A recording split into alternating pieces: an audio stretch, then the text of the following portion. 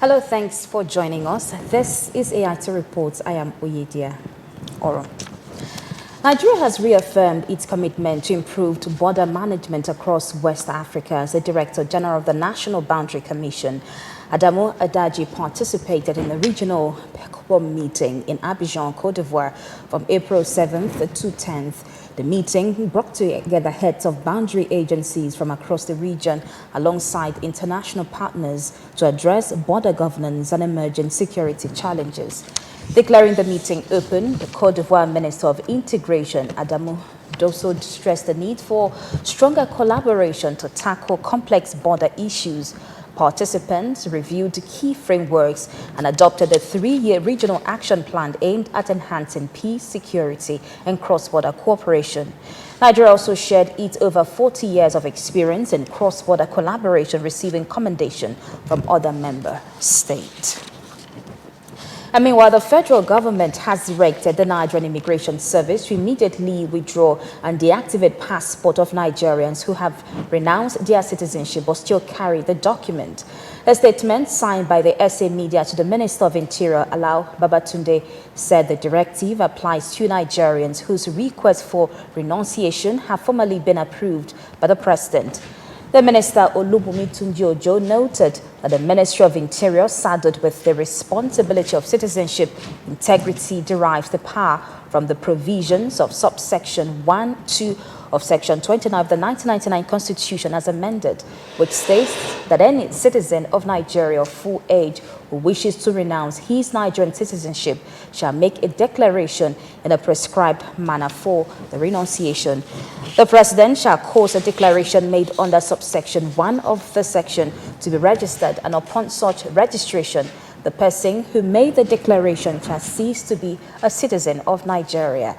Tunji-Ojo added that once a person ceases to be a citizen of Nigeria, he can no longer carry any sovereign document, including the nation's passport.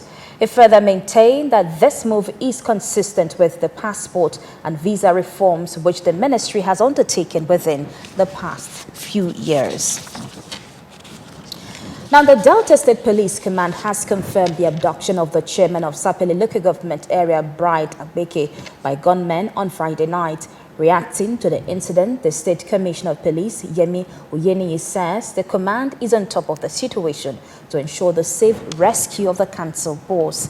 In a coordinated assessment of the location where Bright Agbeke was abducted, the police chief has ordered an intelligence exploitation and forensic follow-up, while stressing that public support is vital to the success of the operation. The command, in a statement issued, has also assured family members of the abducted council boss of his safe rescue. It will be recalled that the Sapele council boss was reportedly whisked away by suspected gunmen on Friday night at a hotel along Wumi Road in Sapele. Amid heavy gunfire, the incident comes barely 24 hours after suspected gunmen reportedly issued a threat to unleash violence in the area. A 93-year-old great-grandfather and a 69-year-old medical doctor are among suspects arrested as the National Drug Law Enforcement Agency intensifies a sweeping nationwide crackdown on drug cartel. Now, this is contained in the agency's weekly update as compiled by AIT's Ada Onoyin.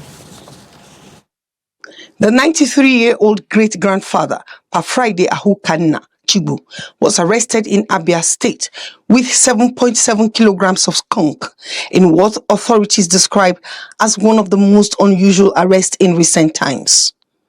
In a related development, NDLEA operatives uncovered an international cocaine trafficking network, leading to the arrest of a 69-year-old medical doctor, Dr. Chudi Ofomata in Ogun State, identified as the mastermind behind an Ivorian courier caught with 1.49 kilograms of cocaine at the Kano airport.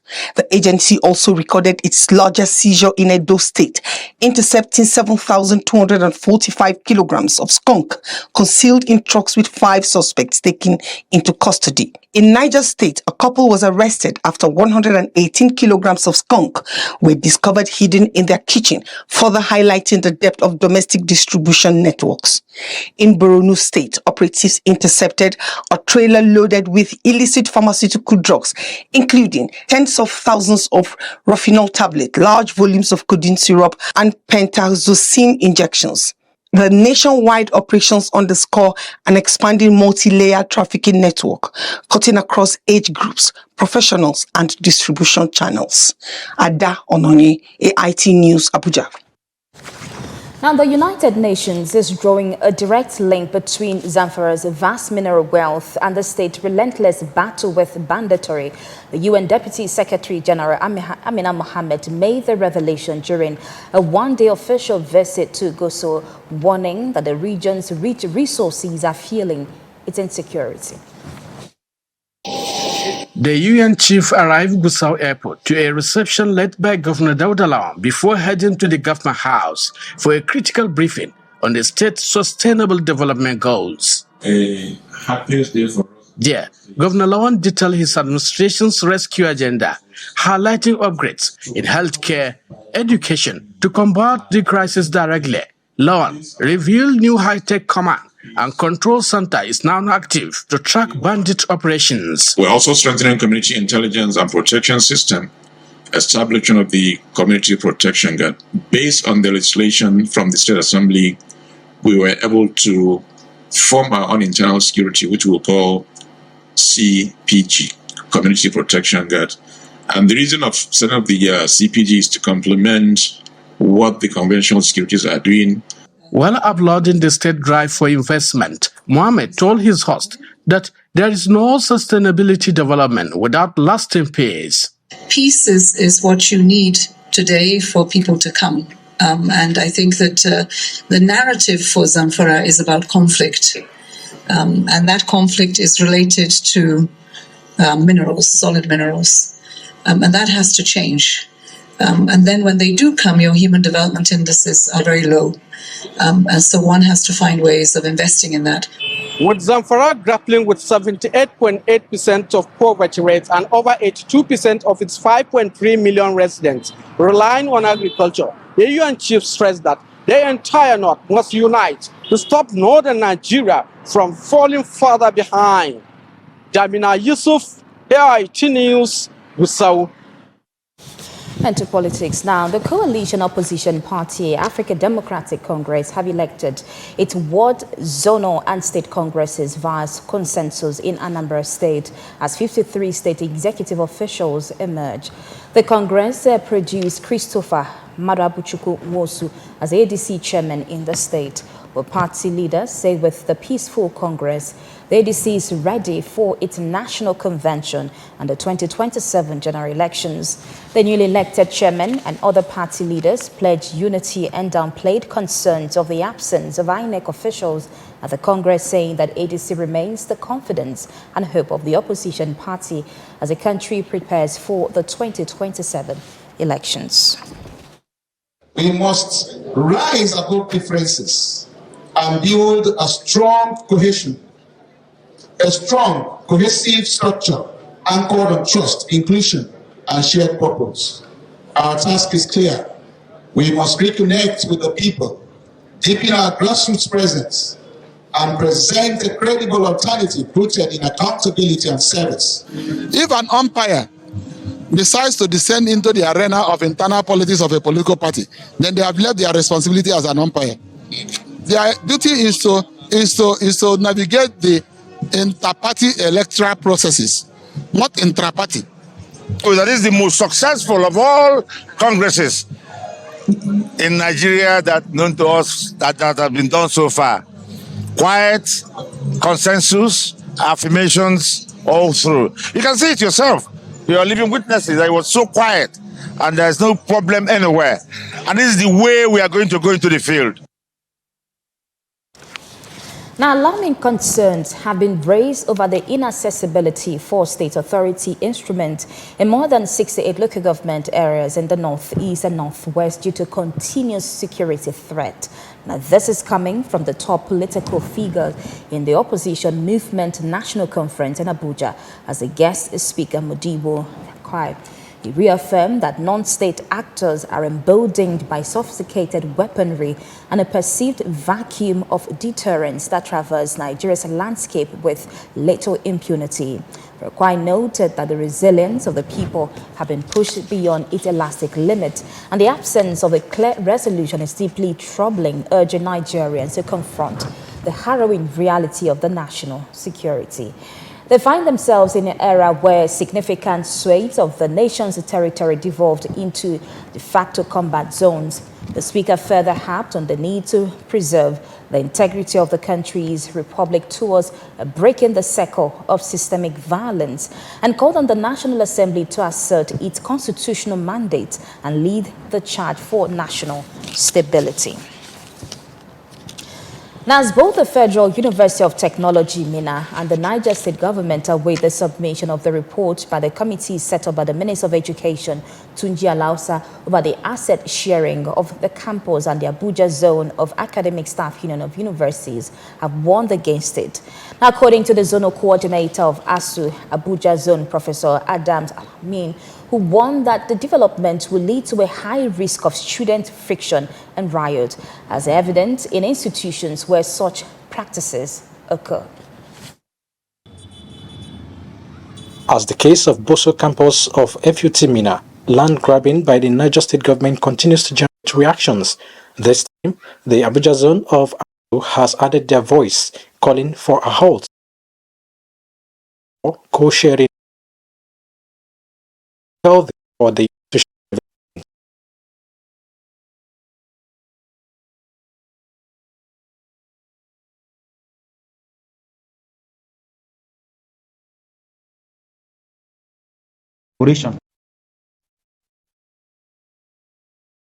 They are also calling on Bola Tinubu as a visitor to the school to intervene in the matter and save from imminent crisis and caution both the governor and the pro-chancellor.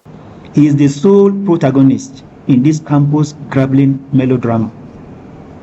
It is for these reasons that we seize the opportunity today to declare the council chair of FUT a persona non grata and call on the federal government to withdraw him from this institution for another Nigeria with a demonstrable capacity to govern a council. While standing by the ASU FUT Minna chapter, Professor Alamin says the ASU Abuja zone will continue to stand by its members and resist any attempts to victimize them.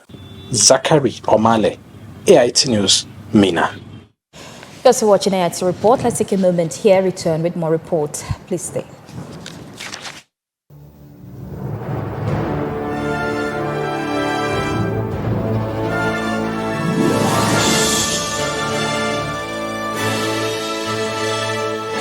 TerraCube is available in beef, chicken, jollof, and crayfish flavors in 50 cubes Saver Pack and 100 cubes Super Saver Pack. TerraCube. Unwrap joy. Unleash taste. Many thanks for still staying with us. Now, Ogun State-owned airline Gateway Air has announced the commencement of new domestic flight operations connecting key cities across Nigeria in a move aimed at boosting connectivity and easing travel for passengers. The development was disclosed in a statement issued by the Special Advisor on Information and Strategy to the Governor, Dakpo Abiodun Kayode Akimade. According to the statement, the airline will begin scheduled flight services from Monday, April 13, 2026, covering major routes including Beru to Abuja, Abuja to Port Harcourt, Abuja to Calabar, and Abuja to Jos, as well as Kano State. The airline noted that the flight will operate 4 days a week from Mondays to Tuesdays, Wednesdays, and Fridays, providing passengers with more reliable and convenient travel options. Economy class fares are expected to start from low as 100,000 naira The new routes are part of effort to improve regional accessibility, enhance economic activities, and strengthen inter-city connections across the country.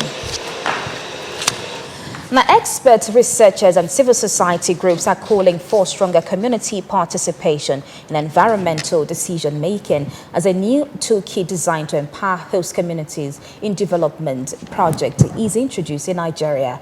At the Inclusive Environment Nigeria workshop convened by researchers from the University of Derby in the United Kingdom in partnership with a Development Initiative and Environmental Defenders Network stakeholders, they have examined persistent gaps in the implementation of environmental impact assessment across the country. They noted that although Nigerian laws require communities to be consulted before projects such as oil exploration, mining, or major construction begin, but many host communities are merely informed of projects rather than actively involved in shaping safeguards against environmental damage.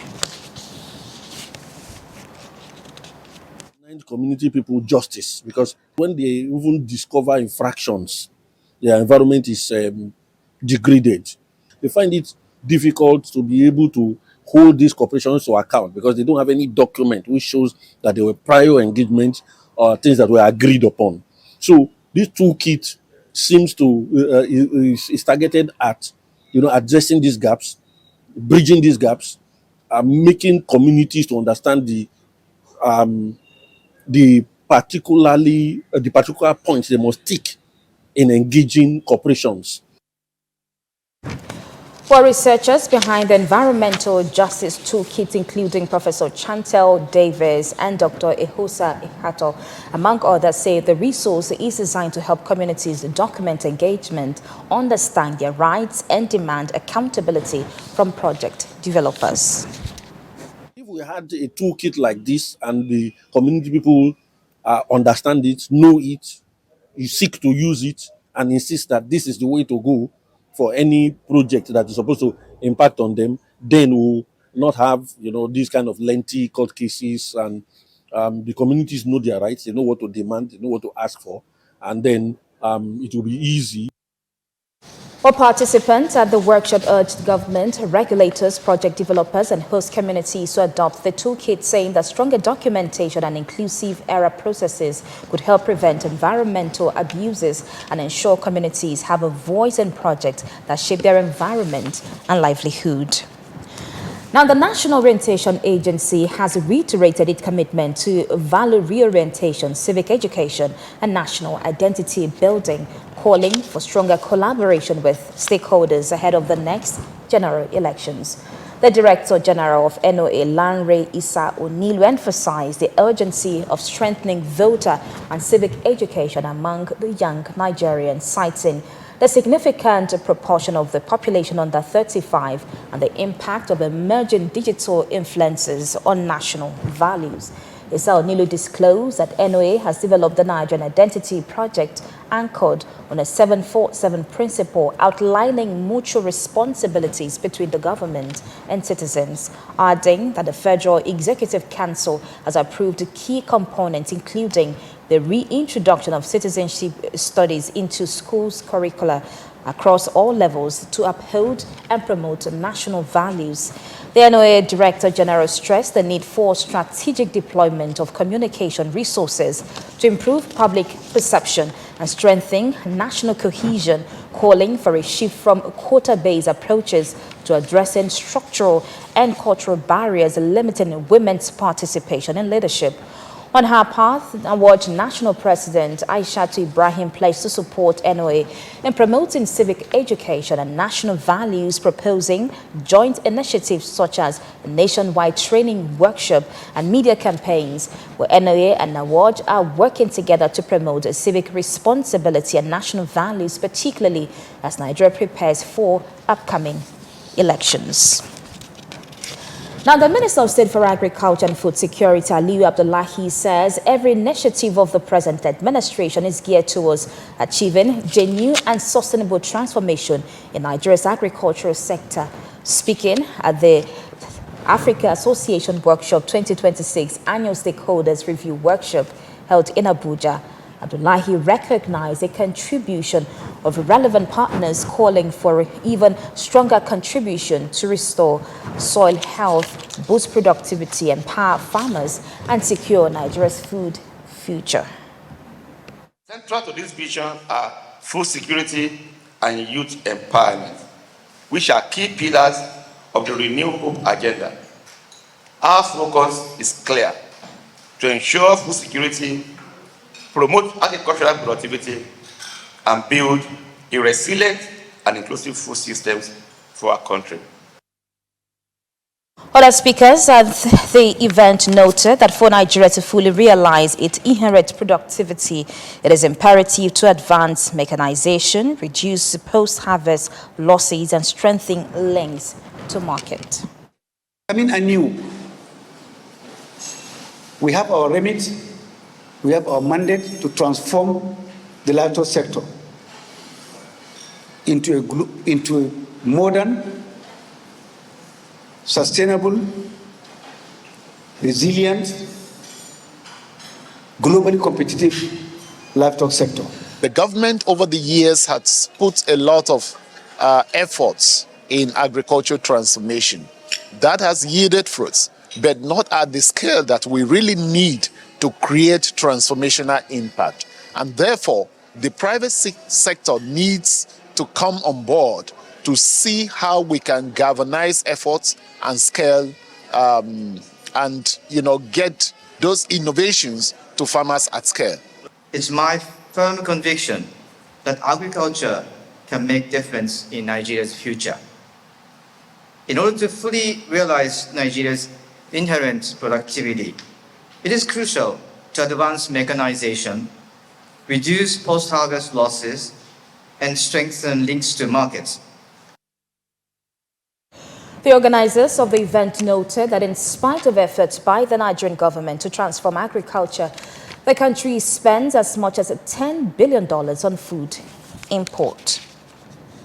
As part of effort to de-escalate tension and enhance cordial relationship between key players in the agricultural sector, the All Farmers Association of Nigeria and Miyetti Allah Cattle Breeders Association in Taraba State have engaged in stakeholders roundtable.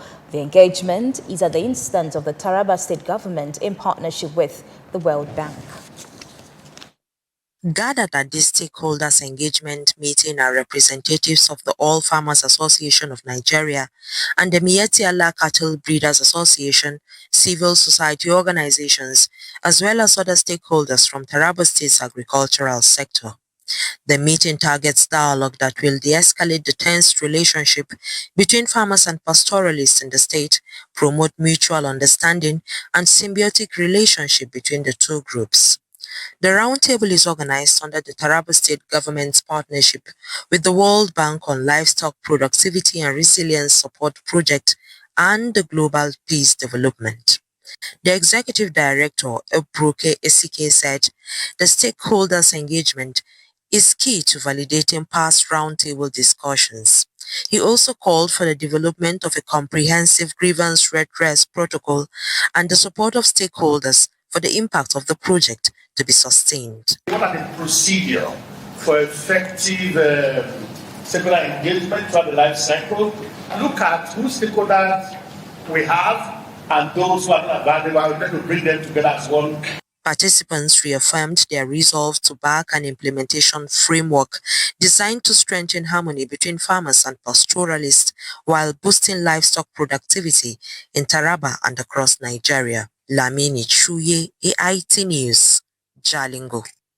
Now, effort to curb the growing burden of kidney disease in Nigeria received a boost as key players intensified awareness on prevention and early detection. A kidney disease awareness work held in Abuja by Zenith Medical and Kidney Center drew participants from different parts of the Federal Capital Territory. The awareness work aimed to educate Nigerians on the importance of regular medical checkups and healthy lifestyles, especially as kidney disease continues to rise due to underlying conditions such as hypertension and diabetes. It's important that even if it's once a year, we walk into a hospital and get do a urine test, basic urine test to to see whether protein is spilling from our urine. Also get our blood pressure checked regularly. And then those of us with diabetes and hypertension, make sure we are seeing our physicians to control our blood pressure and then our blood sugar. The government will play a role. They're already playing a role, but we hope that they can do more in the areas of making sure that imports for kidney dialysis consumables are duty-free. If possible, you can even subsidize it.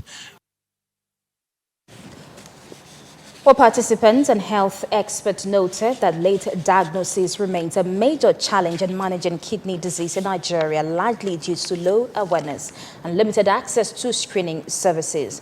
They stress that initiatives like this not only educate the public, but also help reduce the long-term burden on the healthcare system. Take good care of your kidney. Like everybody have been saying, kidney is life. If your kidney is dead, we're not going to be dead. But once your kidney is dead, you're dead. Drink a lot of water and exercise. You need to come out in numbers. You don't need to stay at home and stay miserable at home and die. It's not all about work. You need to come outside, do exercise, connect, meet people, and keep fit. Well, organizers of the work say they will continue to champion community-based campaigns to promote kidney health and encourage preventive care. Now, the Delta State Governor, Sheriff Oboriwori, has congratulated prominent Niger Delta figure, the government Ekpem Polo, popularly known as Tom Polo, on the occasion of his 55th birth anniversary on April 12. In a goodwill message issued on Sunday by his Chief Press Secretary Festus Ahon, the governor praised Ekpem Polo, popularly known as Tom Polo, as a respected leader whose contributions have significantly advanced peace, security, and development across the Niger Delta and Nigeria as a whole. The governor highlighted Tom Polo's impact as a chairman of Tantita Security Services Limited, noting that his efforts have strengthened the fight against crude oil theft, have boosted oil production, and contributed positively to the nation's revenue profile. He also acknowledged that his generous support to the Niger Delta region, the Security Trust Fund, describing it as a demonstration of his commitment to safeguarding lives and property. According to the governor, both the state government in Niger Delta and the federal government continue to value his dedication to fostering stability in the region. Well, the governor extended his personal and official best wishes, describing Tom Polo as a proud son of the Niger Delta who has consistently worked with relevant stakeholders to sustain peace and drive development. He prays for continued good health, wisdom, and strength for the celebrant, urging him to remain steadfast in his service to the nation and humanity. With that, to wrap up AIT Report at this time, thank you so much for watching. I am Oyedia Oro.